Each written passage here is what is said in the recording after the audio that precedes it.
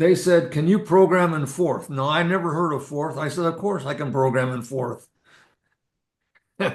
So it was done in Forth. What a terrible language. But This is Antic, the Atari 8-Bit Podcast. I'm Kay Savitz. Stanley Trost wrote several books about early microcomputers, including Atari BASIC Programs in Minutes, Doing Basic with VisiCalc, Multiplan on the Commodore 64, Useful Basic Programs for the IBM PC, VisiCalc for Science and Engineering, and others. He was also the creator of Financial Cookbook, which was published by Electronic Arts in 1984, and one of only two home management titles released by EA, the other being Cut and Paste, the Remarkably Simple Word Processor. Financial Cookbook provided 32 financial calculators and money decision-making tools, including understanding your marginal tax rate, living on your savings, how much life insurance do you need, variable rate mortgages, and so on. Versions of the program were sold for Atari 8-bit and Atari ST, Apple II, Commodore 64, Macintosh, and perhaps other platforms. This interview took place on March 24th, 2025. okay, well, I went to college at Berkeley, and then I got a master's degree at USC. And at USC, they had a requirement to have a couple of one-year sequences. And so I picked a one-year sequence in computers, and that's how I learned about computers, Okay, what year is this? around 1962. Okay. And then I had a few jobs, and I ended up at a company in Berkeley called Berkeley Scientific Laboratories. And there were a lot of extremely smart people working there. And chief programmer was a guy named Dr. Rudolf Langer. And so we worked there for a number of years. And then we moved on to another company. What were you doing at that Berkeley company? Well, we were developing computers to use in hospital clinical labs. And in the second company, we were developing computers to use in radiology departments. And Rudy and I were there, plus a number of others of us. And then Rudy got an offer to be the chief editor at Cybex Books. I don't know if Sure.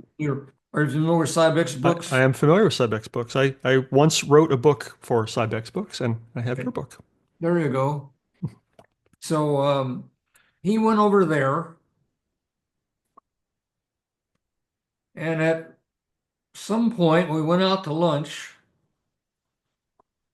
and he said he needs a book on VisiCalc. And all I knew about VisiCalc was that I'd seen it advertised. But I said, no problem, I can do that. And so that's how I got started. And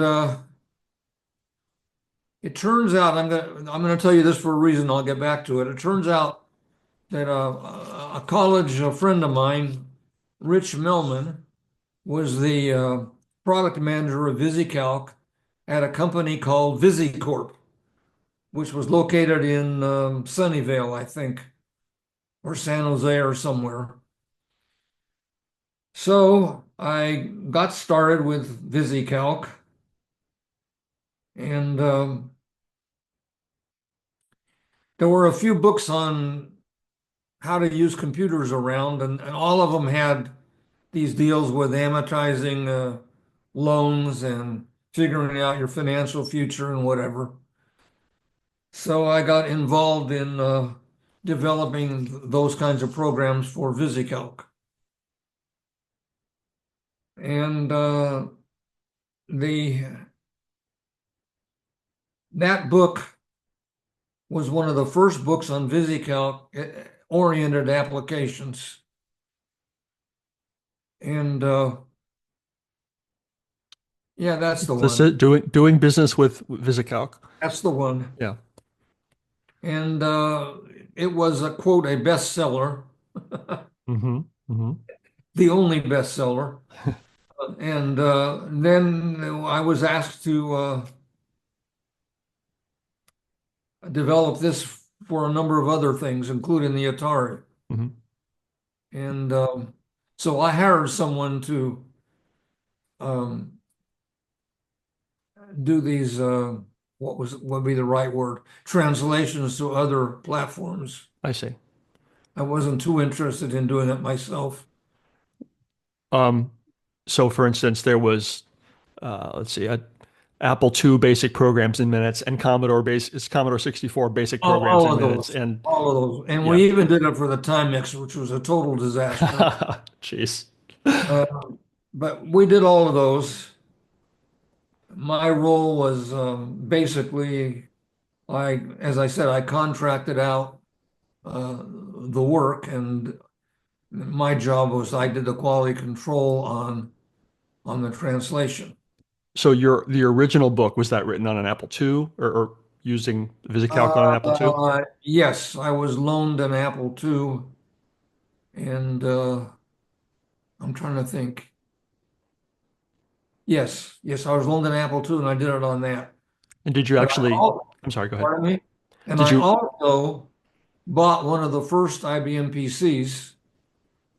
Actually, my friend at VisiCorp got it for me, and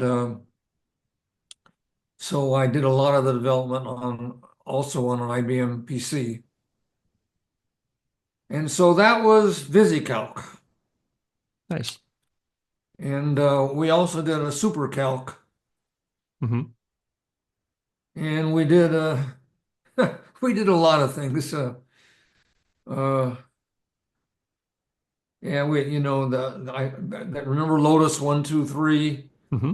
We did that, and I think we did Excel, if I'm not mistaken. It's hard to remember all this. It's been a long time. Sure. So that was that.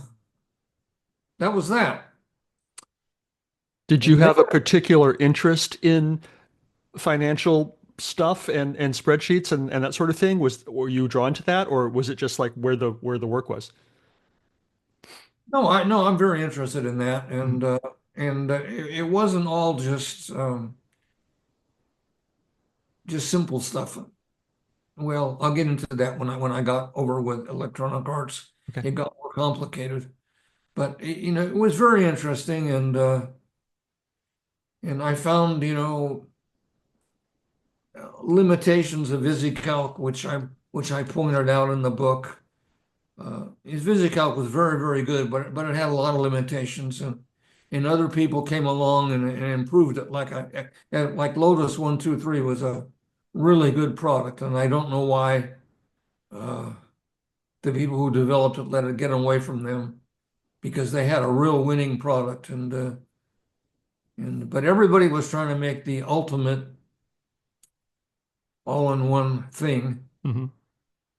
Do you remember there was one called Lotus Symphony?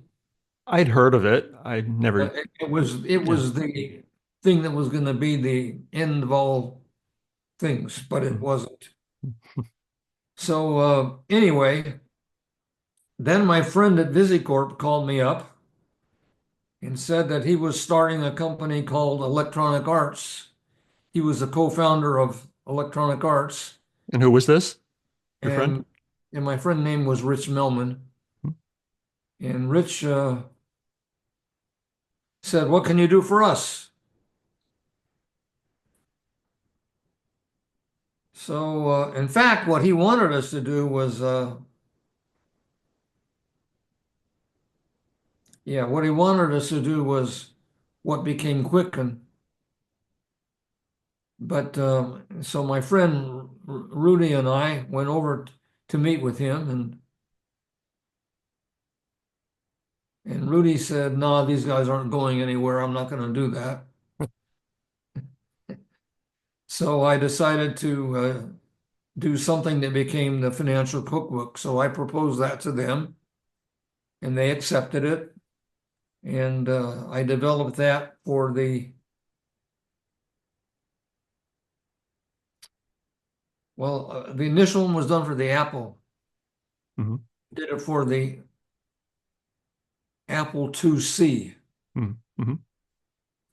Apple IIc was a very cute little portable, semi-portable computer. And when the product came out, it was one of the featured programs on the Apple IIc. And we sold a lot of the financial cookbooks for the Apple IIc. And then later on, this was again translated for the all of the platforms, the Atari, the Commodore, the IBM, the whatever, I don't really remember. And Electronic Arts did all of those translations. I did not.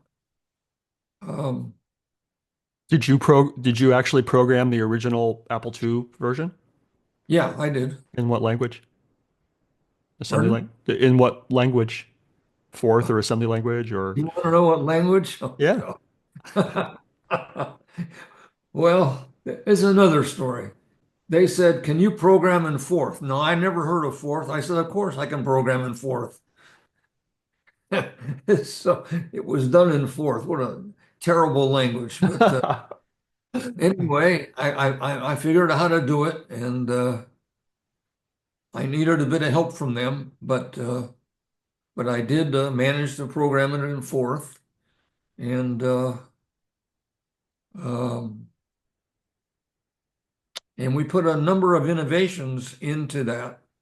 For example, I had never seen a financial program that took inflation into account. So you could always find a program that would calculate the future value of, say, you put $10,000 in, and at 5% interest, and you keep it there for 4 years, and uh, and what is it worth in the future? That's standard problem that people want to solve. But if you take inflation into account, and if you take taxes into account, it turns out you lose money. And nobody had ever done that before. So I did that, and I developed some formulas that did that, and I think they were very original. I've never seen that feature. I've never seen that published anywhere. So it did that, and so there was a whole bunch of things, 30 or 40. Uh, they call, they were marketeers. They called them recipes. They were recipes for financial success. So there were 30 or 40 of those, and uh, it worked out. We sold a lot of those. I made a fair amount of money from that, and that was good. So that was my career as a computer developer. That's Nice. all, those two things, and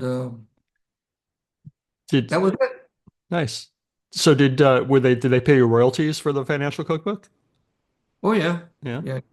And That's so all. The books and the software were all done in royalties. hmm I think I got an advance. hmm Um, yeah, yeah. On the books, I got a small advance, and on the cookbook, I got a reasonably large advance. I don't recall what it was, hmm and they supplied. Did they supply the computers? I don't know. They must have supplied an Apple because I didn't own one. I What owned computer did you have at home that I had one of the first IBM PCs. perceives? All right. Yeah. Then I changed that into, and I changed that into an IBM XT. That was the one that had uh, I think I don't recall. I think it didn't come with the disk, and then I found somebody who was selling disks, memories that you could put in there, and so I had an IBM XT with a disk and a color monitor, and that was kind of the first one. So you said something like the original vision of Financial Cookbook was something more more like Quicken, where you could maybe balance checkbooks Oh and no, no, that's what they wanted us to do, but we didn't do that. right. That's what they had asked for. Yeah, that's what they asked for, but I couldn't do that on my own. Hmm. Uh, now that I look back on it, I probably could have done it, but but that didn't happen. So Sure. and uh, and actually, my recollection is that at one point, yeah, you mentioned yeah, they had a vision of Electronic Arts had a vision of they were going to do more than games. They wanted, to be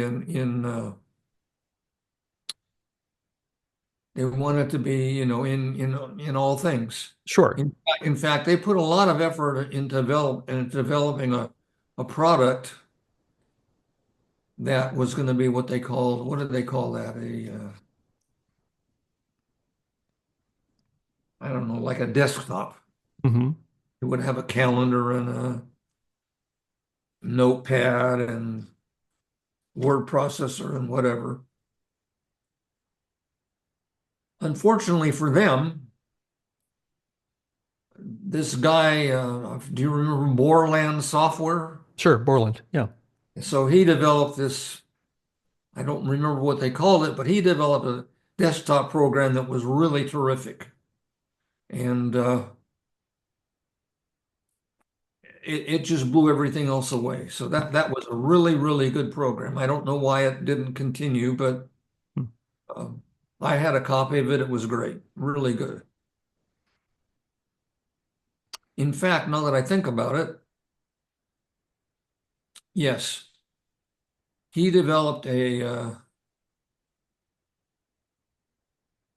right. I'm sorry, this is all coming back to me. They developed a version of Pascal called Turbo Pascal, Yes. and I got a hold of that, and I programmed the Macintosh version of the cookbook in Turbo Pascal, Hmm. and then so that wasn't done in fourth, and then Electronic Arts took that and completed it, and that was kind of my end of involvement with them. Hmm.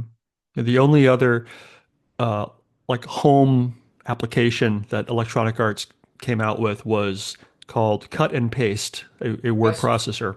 that's correct. Yeah. And unfortunately for them, that it didn't do very much, and there were a lot better products uh, available. Sure. So their vision of getting into other than games never happened. Right. They've done okay with games though. Yes. The the inside flap of the product has a little thing about you. It says, Stan Trost had been thinking about house payments. Property values had gone through the roof and interest rates were even higher. Stan had a book of tables that let him look up payments for different loan terms. He was trying to get a feel for how the numbers worked so he could think creatively about what he could afford. But the tables were tedious, too much flipping, too long between answers, a hopelessly awkward thinking tool. Is any of that true or just marketing stuff that Of course. Both.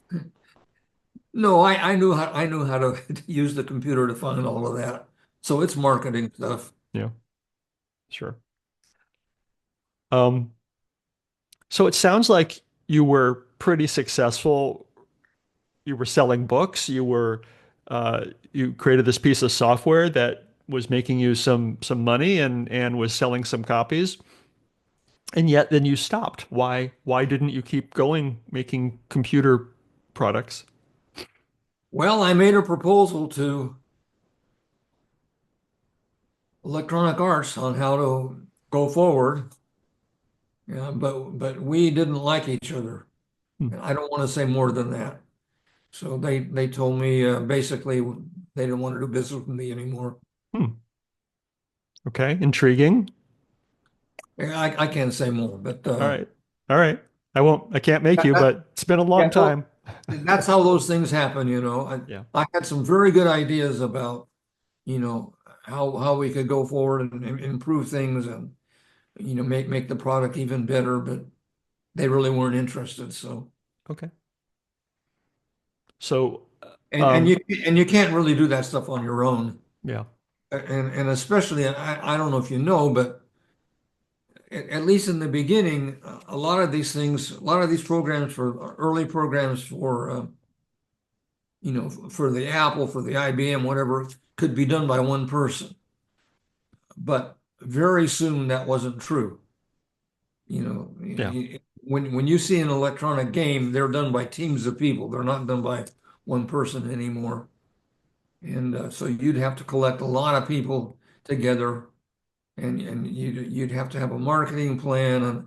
And I'm not terribly good at marketing, and I'm good at sales, but not at marketing. So it just didn't happen. So I went back to my old life. and what? So can you? So then what happened? I mean, summarize the rest of your career. What else have you done since Uh, then? well, I went to work at Lawrence Livermore Labs and finished my career there. Okay. What did you do there? Everything. Hmm. But eventually I ended up to be in charge of the electronics department.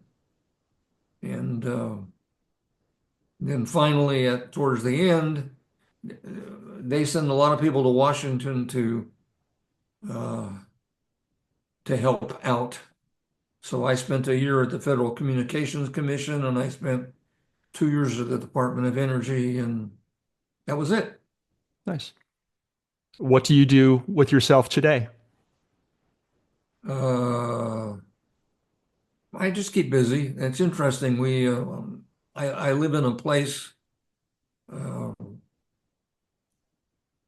that has a portal where you can get information. You know, whatever, various information about where we live. Like an information desk sort of thing? I'm trying Yeah, to. right. Okay. People put out flyers announcing things. There's a calendar, there's a directory, blah, blah, blah. And so it turns out that um, people were having trouble using this. So I just organized, and we just had a meeting this morning, in fact. I just organized a class led by the residents, not led by the full-time staff, on how to use this portal. So this is our second session on that. So I spent a fair amount of time, figuring out how we were going to do this and doing that. So that's one of the things I've done. What else have I done? I don't know. I managed to keep busy, but not too much with computers. Hmm. Uh, the usual stuff with Zoom. You know, we we have sometimes we have family Zooms. I've learned to do most of these things. Mhm. But However, you've been doing however, computers for a very long time. If you're well, I've discovered I'm not as adept as my children at using the computer, but yeah. that's how it is Yeah. nowadays. Um, what haven't I asked you about your time writing books and software that I should have? What did we miss? Oh, I don't know. You could say whatever happened to Black Berkeley Scientific. Whatever happened to Berkeley Scientific? It was sold to Tracor, which is a conglomerate, was a conglomerate in Texas. I don't know what they do anymore. And I think that it eventually died. With our radiology product, we in fact were in business with General Electric. See, we knew by then that you couldn't, going a little company trying to sell systems to hospitals was not going to work too well. But General Electric was very big in hospitals and very big in X-ray departments. So that product was actually co-developed with General Electric, and General Electric eventually sold the product to a company that was in the mark cents business. They they were one of these companies that that did. You remember when you took an educational test with a mark cents form for those? Yeah. And so our X-ray product used X-ray forms, mark cents forms. So they sold that to the company that did educational software, and I imagine it died off. Nowadays, computers are so smart that there's no need for the product we developed. The radiologist nowadays can dictate into a thing, and it doesn't have to be transcribed anymore. Right. In the old days, it had to be transcribed. Nowadays, the thing just can pick it up right away and get it correct. I wanted to point on your book, Atari Basic Programs in Minutes, which you looking at it, hundreds of books with titles like this came out. Type in basic programs for your Atari. But most of them were games. Most of them were like silly little trifle programs that were not very useful. And you open yours up, and it's future value of a deposit and withdrawal of funds and real estate subroutines and data analysis programs and all this, useful home management and financial stuff.